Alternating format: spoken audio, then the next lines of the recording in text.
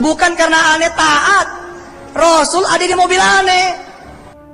Allahu Akbar. Rasul ada di mobilnya dia katanya. Saya udah gak bisa buang sampah. Kenapa? Rasul ngikutin.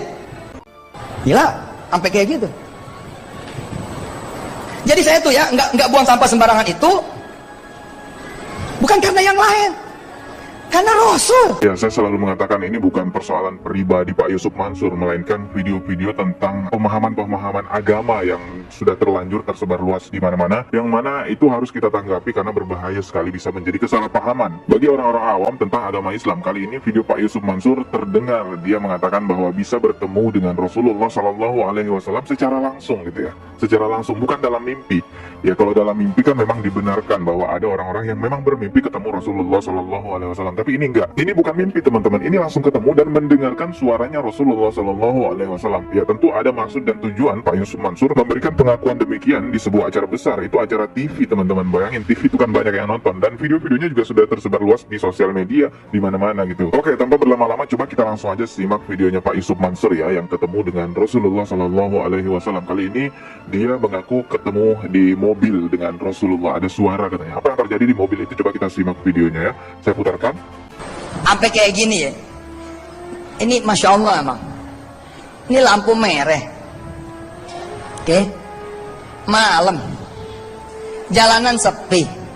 Itu perempatan kelihatan dong ada mobil apa enggak. Ada lampu.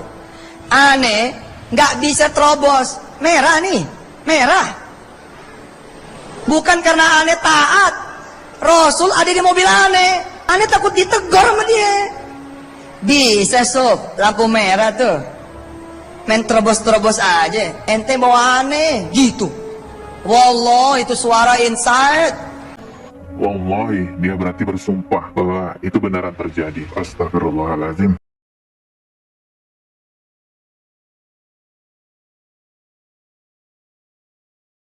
Kalau saya melihat ini ada dua kemungkinan. Yang pertama, Pak Yusuf Mansur berdusta. Ya, kalau ini benaran dusta, maka ini adalah dusta yang sangat luar biasa, sangat berdosa sekali karena mencatut nama Allah dan Rasul Nabi Muhammad SAW. Apa tujuannya orang-orang yang berdusta ketemu Rasulullah? Bahkan ada orang yang berdusta ketemu Allah, ketemu malaikat. Ya, tujuan orang-orang yang selalu berdusta dengan demikian tidak ada tujuan lain selain ingin dipandang sebagai orang suci, sebagai orang hebat. Bayangin Pak Yusuf Mansur hanya sekedar lampu merah saja, menerobos lampu merah saja diingatkan oleh Rasulullah. Ini kan seolah-olah, wah suci banget nih dari dosa-dosa, kan seperti itu. Ya, itu kemungkinan pertama ya, atau dugaan pertama. Yang kedua, ya bisa jadi kalau memang itu beneran terjadi di mobilnya Pak Yusuf Mansur, ada suara yang mengingatkan jangan terobos lampu merah.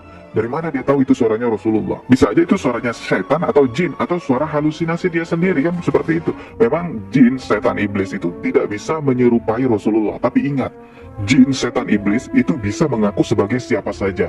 Jangankan mengaku sebagai Rasulullah, mengaku sebagai Tuhan aja banyak jin-jin yang mengaku sebagai Tuhan. Orang-orang yang kesurupan lalu tiba-tiba mengaku, akulah Tuhan. Kan banyak seperti itu. Apalagi ini ketemunya bukan dalam mimpi, dalam keadaan sadar. Jadi ingat ya, saya ulang lagi harus tahu bahwa memang jin itu tidak bisa menyerupai Rasulullah. Makanya orang-orang yang bermimpi ketemu Rasulullah selalu ditanya, seperti apa ciri-ciri yang kau lihat? Kalau sesuai dengan ciri-cirinya Rasulullah, maka itu Rasulullah. Karena jin tidak bisa menirukan Rasulullah. Tapi ingat-ingat, jin itu bisa mengaku sebagai siapa saja loh. Bisa mengaku sebagai Allah, bahkan bisa mengaku sebagai Allah, apalagi bisa mengaku juga sebagai Rasulullah. Oke teman-teman, kita lanjut aja ke video berikutnya ya. Ini sepertinya masih di acara yang sama. Coba kita dengarkan dulu videonya.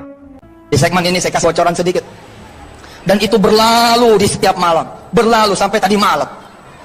Jadi kalau mau tidur nih, awal dulu deh ya, cerita awal ya. Kenapa tadi saya nangis dengan izin Allah Subhanahu wa taala. Saya nyuruhin orang baca Al-Mulk toh. Tapi kan kadang kita capek capek gitu loh. Gimana ya namanya capek ya kan? Kita pulang setengah 1, jam 1 aja. Kita bawaan pengen telentang aja, pengen rebah aja udah.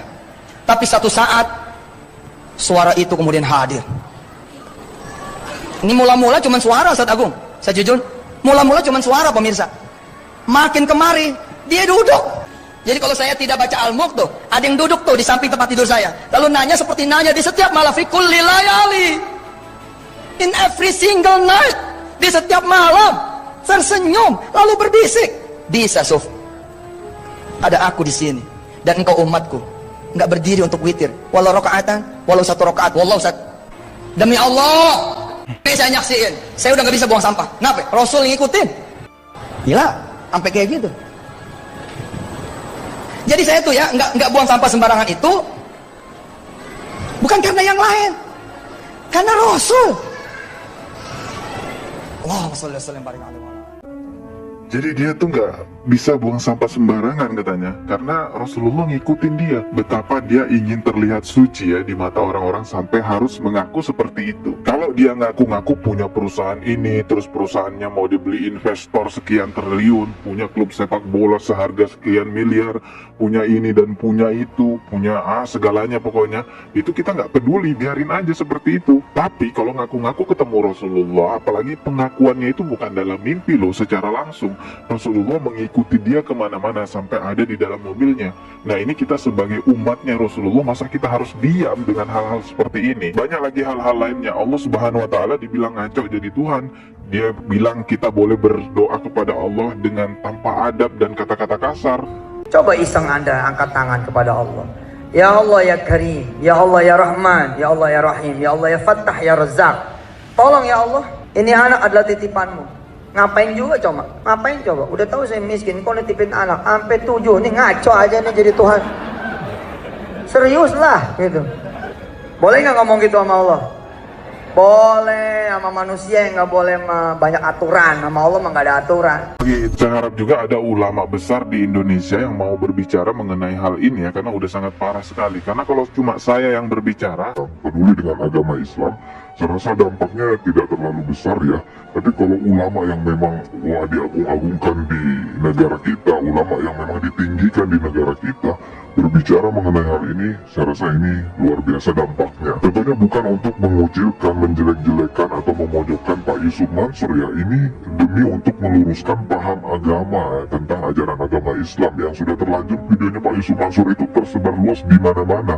Orang awam yang melihatnya itu ngangguk-ngangguk dan membenarkan. Jadi memang siapapun diri kita, bagaimanapun juga itu, kita harus tetap belajar agama teman-teman, agar bisa membentengi kita dari penyimpangan-penyimpangan. Salah satu faktor kenapa terjadinya fanatik buta, ya karena kurangnya ilmu pengetahuan agamanya itu tadi. Jadi apapun yang disampaikan oleh panutannya, ya udah ikut aja. Disuruh ke jurang ya ikut loncat ke jurang juga kan gitu. Sampai teman-teman subscribe dan juga loncengnya ditekan biar nggak ketinggalan video berikutnya. Mohon maaf jika ada kata yang salah. Semoga bermanfaat apa yang saya sampaikan ya. Sekian dari saya. Wassalamualaikum warahmatullahi wabarakatuh.